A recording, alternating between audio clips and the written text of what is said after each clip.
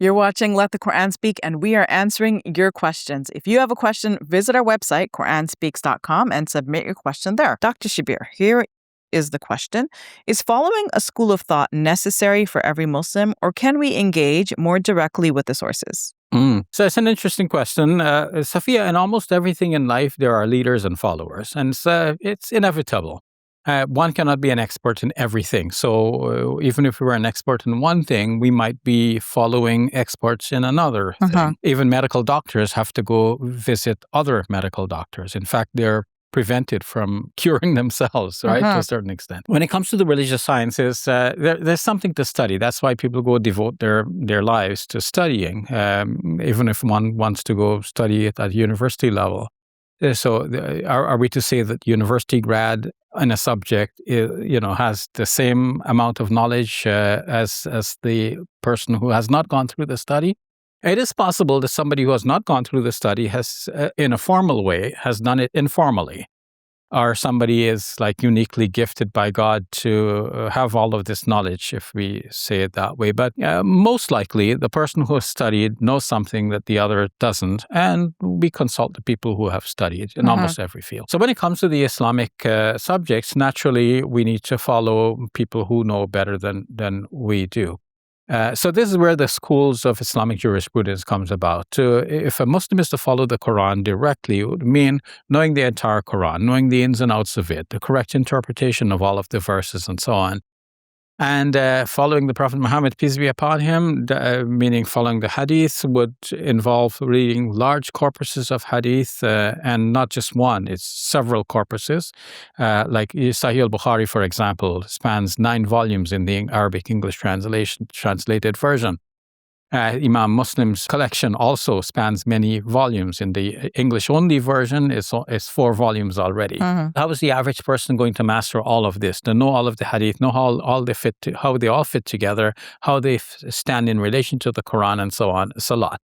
So there are people in the past. But that is kind of like an unreasonable expectation anyway. Yeah. For any Muslim. Exactly. Like if you think of people in the time of the Prophet, they weren't studying massive collections and going through this rigorous process. They were just pretty much, they were practicing as best they can, given whatever resources they had at their disposal. Yeah. Right? Yeah. So one can say that at that time, people basically knew what to do because they were following the Prophet Muhammad, peace be upon him. They didn't have to decide for themselves, how am I going to do the next prayer? Because the Prophet was leading them, they were following. And so on. They had to do some things on their own, definitely, but they were always asking other people who knew better than they did. The idea of asking somebody else, following somebody who knows better, this is where the 4 schools of Islamic jurisprudence come about, because there have been people who came to be acclaimed as major scholars in their environment. They had students who were also like scholars of their own right, but they look back to their predecessor, their teacher, as the ultimate scholar. And so people, these eponyms of the 4 most major schools of Islamic jurisprudence, the Hanafi, Maliki, Shafi, and Hanbali, they had students who had students who had students, and, the learning proliferated. And so eventually people came to identify themselves. Some people said they're Hanafi, meaning that they're followers of the school of that is named after Imam Abu Hanifa. Not that Imam Abu Hanifa invented the whole school. He probably didn't think he was inventing a whole school, right? Or that he would have so much massive following for generations. And then some people say they're Shafi, some say they're Hanbali, some say they're Maliki. Now, the question is, do we need to restrict ourselves that way? Now, generally, it is thought that for the average person, you need to follow a scholar, not necessarily to restrict yourself, but it is not like that somebody mixes and matches, and according to their own desires and whims, they just take, one scholar say that something is permissible, and they like that, so they take that one.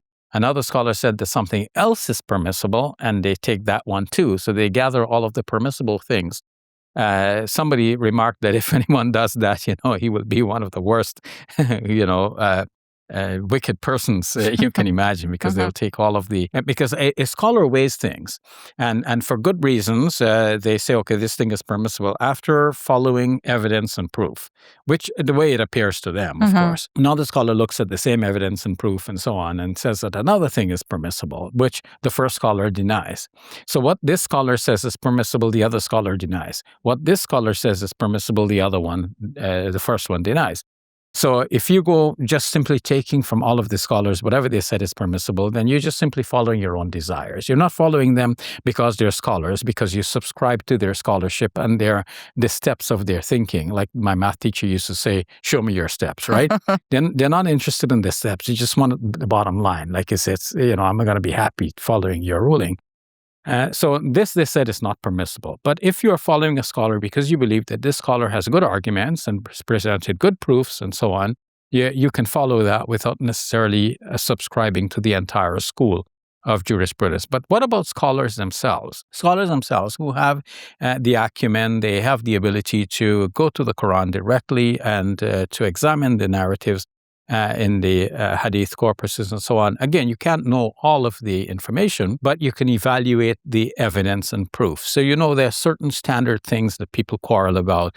How many rakats are there going to be in the Tarawih prayers, whether a certain food is halal or haram or something. Now, this have all been thrashed out in history. So we can open up the books where the scholars have debated the issues, and we can see the arguments for and against a certain proposition. And then we can weigh these arguments ourselves and come up with our own conclusion, which could be one or the other, or it could be an amalgamation of both, or some way we can carve out a third position even. But that's for somebody who has the acumen. They know the text, they understand the language, they are able to evaluate the arguments, not for somebody who just simply goes by emotion. Now, what about these schools of thought, Dr. Shabir? Are they developing over time? Like, are there more scholars coming up who are assessing the evidence available to them and making different rulings based on that? One of the difficulties with following the schools of thought, and this is why I advocate for those who have the acumen to go beyond that, is that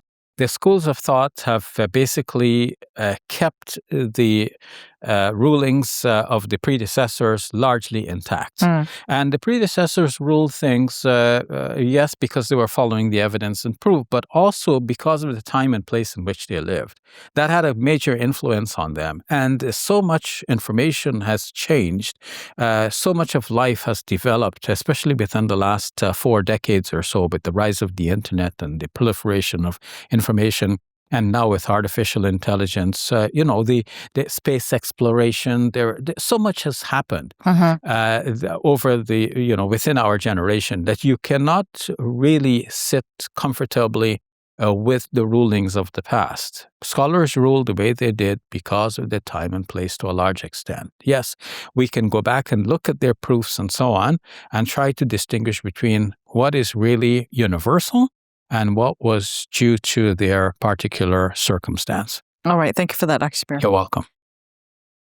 Assalamu alaikum. Welcome to Muslim Media Hub, the new home of Let the Quran Speak. Here we spread positivity and good. We help people experience the beauty of Islam and help them appreciate and understand Muslims. This beautiful building we purchased at cost $2.3 million.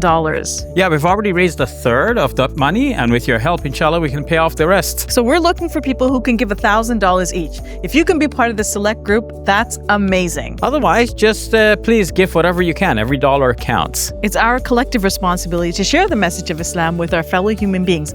Please help us continue this good work. It's a sadaqah jariyah, something that will continue to be a benefit to the Muslim community long after Safiya and I are gone.